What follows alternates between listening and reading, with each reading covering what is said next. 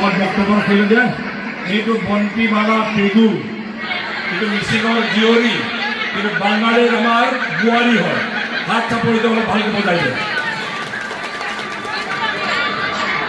এইটো বন্তিমালা পেগু আছিল আগতে, এতিয়া বন্তিমালা পেগু দাস হৈ গ'ল।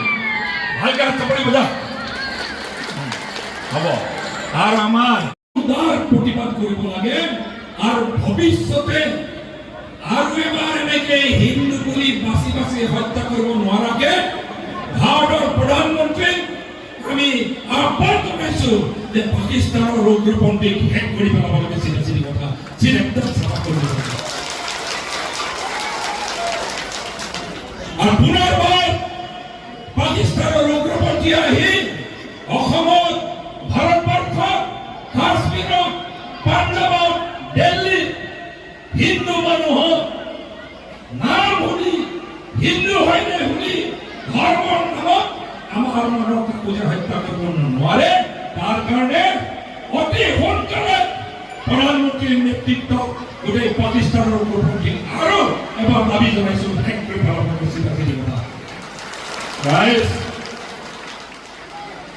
প্ৰধানমন্ত্ৰীক আমি জোৰ দিওঁ, আজিৰ এই বিপদৰ সময়ত, এই দুৰ্যোগৰ সময়ত প্ৰধানমন্ত্ৰীক জোৰ দিয়াৰ কাৰণে, সাহস দিয়াৰ কাৰণে ভাৰত মাতাৰ আমি সন্তান, সব ভাৰত মাতাৰ সন্তানে আমি একলগ হৈ ভাৰত মাতা কি জয় বুলি মূল্যবান কৰে চিঞৰি ভাৰত মাতাকে দুইটা হওক কেঁচা কেঁচাকে কৰিব নাপায়। মানে ফুৰিব গৈছিলে, আজি 2 মাহ আগত বিয়া হৈ মানুহ ফুৰিব গৈছিল। ইমান নিঃসংগভাৱে অমানৱীয়ভাৱে পাকিস্তানৰ উগ্ৰপন্থী যেনেকে আমাক আঘাত কৰিছে, মই ভাবো আজিৰ তাৰিখত ভাৰতীয় নাগৰিক সবেই ভাৰত মাতাৰ সন্তানে এক হৈ থকাটো দৰকাৰ। আজি 75 বছৰ ভাৰত স্বাধীন হোৱাৰ পাছতো পাকিস্তানে বাৰে বাৰে এই কাণ্ড কৰাৰ সুযোগটো কৰ পাব পালে বুলি কয়।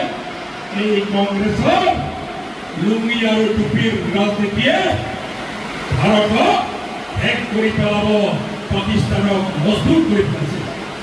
দুখৰ কথা, এই পাকিস্তান যিটো পাকিস্তানে উগ্ৰপন্থী সৃষ্টি কৰি ভাৰতৰ নাগৰিকক জাত লৈ ধৰ্মক লৈ হত্যা কৰি আছে, সেই সময়ত অসমৰ এজন সাংসদ, কংগ্ৰেছৰ সাংসদ অসমৰ এজন সাংসদে লুকাই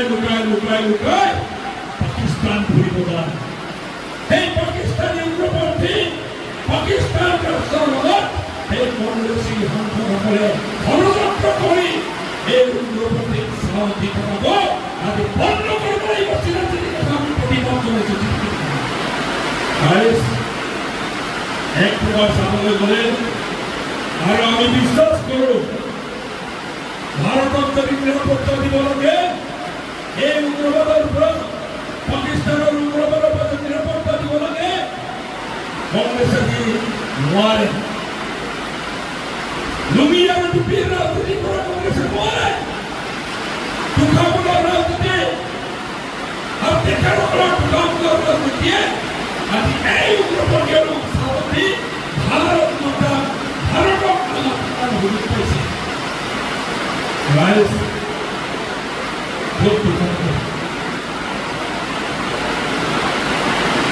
কংগ্ৰেছ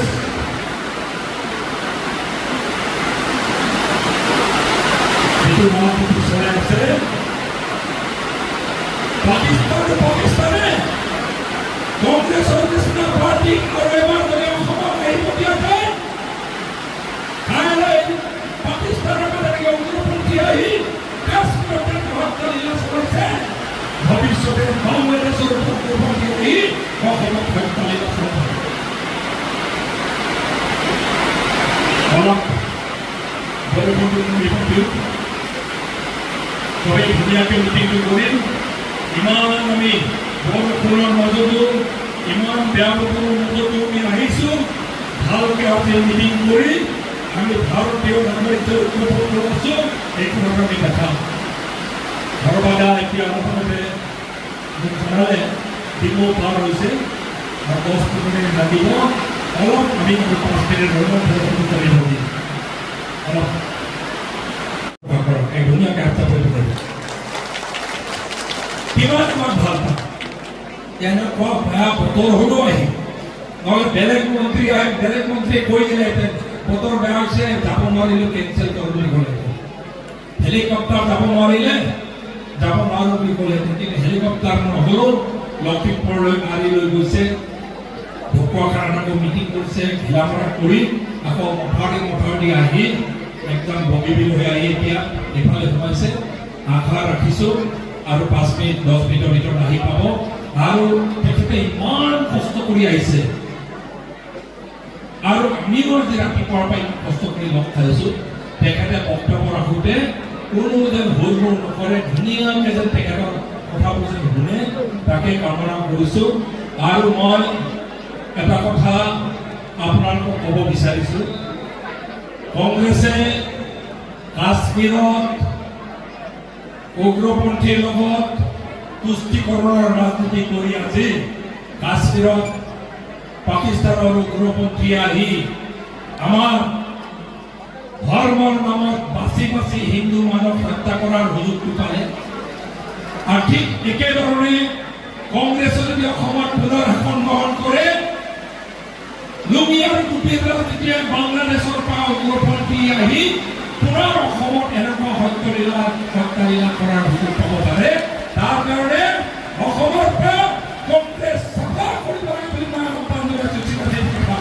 কংগ্ৰেছ চাফা কৰিব লাগে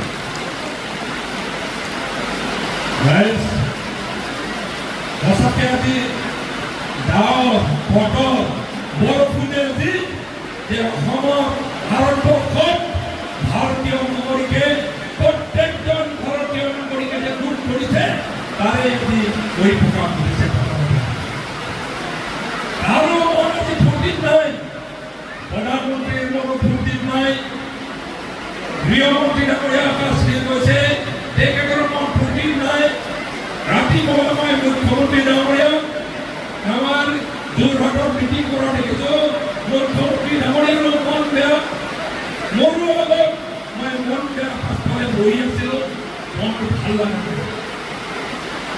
ৰূপাবাৰীয়ে ক'লে দুষাৰমান বক্তব্য ৰাখিব লাগে মোৰ মনটো ভাল নাই কিন্তু খং উঠি আছে এই কংগ্ৰেছে এই লুঙি আৰু টুপিৰ ৰাজনীতি কৰি আমাৰ অসমকো কাশ্মীৰ কৰিব বিচাৰিছে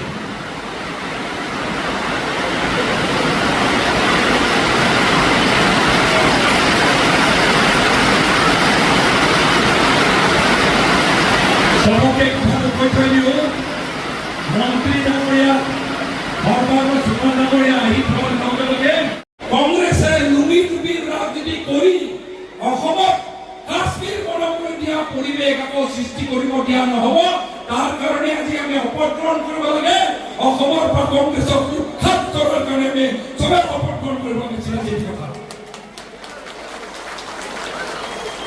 কিয়নো কংগ্ৰেছৰ তুষ্টিকৰণৰ ৰাজনীতিক যদি কংগ্ৰেছৰ যদি লুঙি টুপিৰ ৰাজনীতিক যদি আমি প্ৰশ্ৰয় দিওঁ এনে উগ্ৰপন্থী যেনেকৈ পাকিস্তানৰ পৰা এই কাশ্মীৰত হত্যালীলা চলাইছে বাংলাদেশৰ পৰা এই অসমতো হত্যালীলাৰ সম্ভাৱনা আছে তাৰ কাৰণে আৰু এই উগ্ৰপন্থীৰ বিৰুদ্ধে যদি কোনোবা যদি যুঁজিব পাৰে ভাৰত মাতাক যদি কোনোবা যদি ৰক্ষা কৰিব পাৰে একমাত্ৰ মোদীজীৰ প্ৰধানমন্ত্ৰী মোদীজীৰ নেতৃত্বত বিজেপিয়ে পাৰিব আৰু কোনো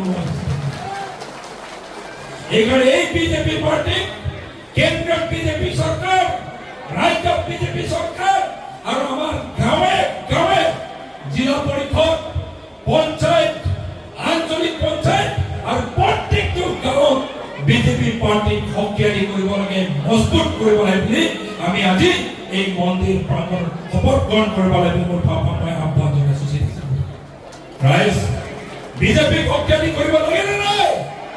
লাগে নে নাই? লাগে নে নাই? এই কাৰণে মই ইয়াৰ আহ্বান জনাইছো, কোনোবাই বিজেপি টিকেট নোপোৱাৰ কাৰণে কৰবাত যদি তেৰিমেৰি কৰি আছে, মই অনুৰোধ জনাইছো এই তেৰিমেৰি কৰিব নালাগে। বিজেপি পাৰ্টি আমি সবেই মিলি আমাৰ পৰম্পৰাৰ চিনাত ভোটটো দিব লাগিব। কিয়নো আপোনালোকে ভাবিছ চিধা কথা, কেন্দ্ৰত বিজেপি চৰকাৰ মোদীজী আছে, অসমত বিজেপি চৰকাৰ ডক্টৰ হিমন্ত বিশ্ব শৰ্মা মুখ্যমন্ত্ৰী আছে, আমাৰ মন্ত্ৰী BJP, MP BJP, MLA BJP, জিলা পৰিষদ মন্ত্ৰীমালা পেকু কোনো হৰমুনাৰ চিনাচিৰ কথা বিজেপি খাইলৈ একটা কংগ্রেস করবা বা নির্দলীয় করবা জিকা লাভ নাই। সরকারের আসনি মুখ্যমন্ত্রী কোয়ার নিচিনা, বিজেপি সরকারে কোয়ার নিচিনা রাস্তা পদূলি আপনাকে দেখিছে কেনেকুৱা টিপটপ ৰাস্তা, মথাউৰি কেনেকুৱা একদম ইয়াৰ পৰা ডাইৰেক্ট মাজুলীলৈকে ইমান 2 লেন মথাউৰি, ডিমৰ পাই ৰাস্তা, চিৰাপথাৰলৈ 4 লেন জুনাই, বানপানী কৰাৰ কাৰণে মাজৰ পানী চেকাদান কেনেকুৱা প্ৰটেকশ্যন হৈ গ'ল, মাটিৰ পট্টা দিয়াৰ ব্যৱস্থা আমি কৰি আছো, ড্ৰোন সাৰ্ভে হৈ গ'ল। এই আৰু আপোনালোকে যোৱাবাৰ খবৰ পাইছে, ভাল খবৰটো কৈ দিও, আমি আসাম মালাত ইয়াৰ পৰা ডাইৰেক্ট সিমেন্ট নদীৰ ওপৰত আৰু একটা দলং বনাই মাজৰ বাৰী চেকাদানলৈকে এনেকে সম্পূৰ্ণ কাকো এটা ৰাস্তা বনাম। এই ভাল হয় নে নাই? হ'ব নে নাই? হ'ব। বিজেপি চৰকাৰক ভোট দিলে হ'ব। দিল্লীৰ পৰা পইচা আহিব লাগিব, ৰাজ্যৰ পৰা পইচা আহিব লাগিব, এমএলএ এমপি আমি লাগিব লাগিব, হয় নে নহয়? ইয়াত তেৰি কৰি ৰাখো, তেতিয়া ভোটে নিদিয়াকৈ দলং দলং ইমান কোটি টকাৰ 100 কোটিৰ দলং, 200 কোটিৰ দলং। সেইকাৰণে ৰাইজক ক'ব কেনেকুৱা টিপটপ ৰাস্তা, কেনেকুৱা টিপটপ মথাউৰি। কংগ্ৰেছৰ দিনতো এই মথাউৰিটো এতিয়া বাৰিষাৰ সময়ত চাইকেল একটা চলাব নোৱাৰে, মটৰ চাইকেল চলাব নোৱাৰে, গাড়ীটো দূৰৰ কথা। এতিয়া ইয়াৰ পৰা আপুনি দেউৰীঘাট যাম ক'লে চিকচিকীয়া ৰাস্তা, 2 লেন ৰাস্তা, ডিমৌলৈকে এটা 2 লেন ৰাস্তা হ'লে নাই? ভাল লাগে না ৰাস্তাটো? লাগে না? এতিয়া বাহিৰৰ পৰা বিয়া পাতিব আহিলে আমাৰ ছোৱালী কমচে কম উন্নত জেগা আছো, আমি জেগা বুলি ক'ব পাৰো, হয় নে নহয়? আগত নহ'লে আমাক পিছপৰা বুলি কিমান বদনাম কৰে। এই ৰাস্তা পদূলিবোৰ হ'ব, মথাউৰি হৈ গ'ল, ৰাস্তা হৈ গ'ল, 4 লেন হৈ গৈছে, বানপানী কৰাৰ কাৰণে ৰোড হৈ যাব, আৰু 17.5 কোটি টকা এটা চেঞ্চৰ হৈ আছে, আৰু নগৰ চিমেন্ট নদীত একদম প্ৰটেকশ্যন ভালকে হ'ব, সব হ'ব। আৰু অকল নহয়, সাধাৰণ খাতি খোৱা দুখীয়া মানুহক স্পৰ্শ কৰা অৰুণোদয় গৰীব মানুহ, মহিলা মানুহ দিছে। কংগ্ৰেছৰ চৰকাৰ দিয়া নাই, লুঙি টুপিৰ মানে কংগ্ৰেছ চৰকাৰৰ একো দিয়া নাই, ভোটা কম্বলৰ মানে একো দিয়া নাই। মাহে মাহে এতিয়া গৰীব মানুহক অৰুণোদয় দি আছে। আয়ুষ্মান ভাৰত 5 লাখ টকাৰ চিকিৎসা সাহায্য ফ্ৰী দি আছে এইখন চৰকাৰ। কংগ্ৰেছৰ দিনত 3 টকীয়া চাউল আছিলে, 3 টকীয়া চাউল, বিপিএল চাউল, এপিএল চাউল 7 টকা আছিলে। মোদীজীৰ দিনত চাউল ফ্ৰী। এতিয়া অকল চাউলে নহয়, চেনি, দালি আৰু নিমখ এতিয়া এই কাৰ্ড থকা মানুহে আকৌ পাব। আমাৰ ল'ৰা ছোৱালী পঢ়িবলৈ কলেজৰ এডমিশ্যন ফ্ৰী, 8,000 টকা 10,000 টকা এডমিশ্যন ফিজ দিব নালাগে। আমাৰ ছোৱালীসকলে কলেজ যাবলৈ নিযুত মইনা মাহে মাহে একাউণ্টত টকা দি আছে এইখন চৰকাৰ। মহিলা উদ্যমিতা, সিদিনা আপোনালোকে মুখ্যমন্ত্ৰী পৰহি কৈছিলে না, জুন মাহত মুখ্যমন্ত্ৰী আকৌ আহিব, 10,000 টকা প্ৰত্যেকটো মহিলাৰ একাউণ্টত ভৰাই দিব কৈছে। ভাল লাগিছে নাই শুনি মেলি? ভাল লাগিছে? তো ডাঙৰকে হাত চাপৰি নবজাই দিয়ে, চৰকাৰে ভাল পাব। এনেকে কোনখন চৰকাৰে চালে? এই চৰকাৰ আৰু এই পইচাটো এনে দিয়া নাই, এনে দিয়া নাই। কংগ্ৰেছে কৈছে এনেকে পইচা কিয় দিলাইছে, আৰু উদ্দেশ্য আছে।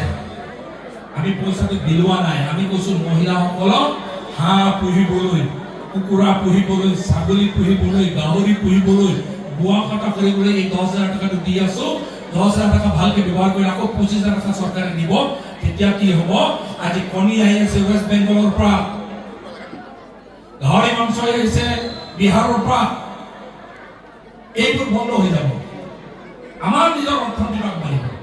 তো তাৰ কাৰণে মই এই সাধাৰণ মানুহ স্পৰ্শ কৰা আঁচনি কেইটামান কথা ক'লো, কিন্তু আচল কথাটো ক'ব আমাৰ কেন্দ্ৰীয় মন্ত্ৰী সৰ্বানন্দ সোণোৱাল ডাঙৰীয়া। আপোনালোকে কোনো ইয়াতে আৰু কোনো ইমান বৰষুণৰ মাজত ৰৈ থাকিলেও মই পুনৰবাৰ ইমান ধৈৰ্যৰে আপোনালোকে থকাৰ কাৰণে আপোনালোকৰ নিজৰ কাৰণে এটা হাত চাপৰি বজাবলৈ অনুৰোধ জনালো। নিজৰ কাৰণে ইমান ভালকে আপোনালোকে আছে। আৰু এতিয়া এটাই অনুৰোধ জনাম, আমাৰ ছাৰে যেতিয়া কথা ক'ব কোনো খেলি মেলি নকৰিব। হ'ব হ'ব নাই? ছাৰৰ কথা শুনিব নাই? শুনিব নাই? ইমান মৰমৰ আমাৰ আগতে ছাৰ কিমানবাৰ ইয়াত আহিছে। তো তাৰ কাৰণে মই ডাইৰেক্টলি ছাৰক এতিয়া বক্তব্য ৰাখিবলৈ অনুৰোধ জনাম।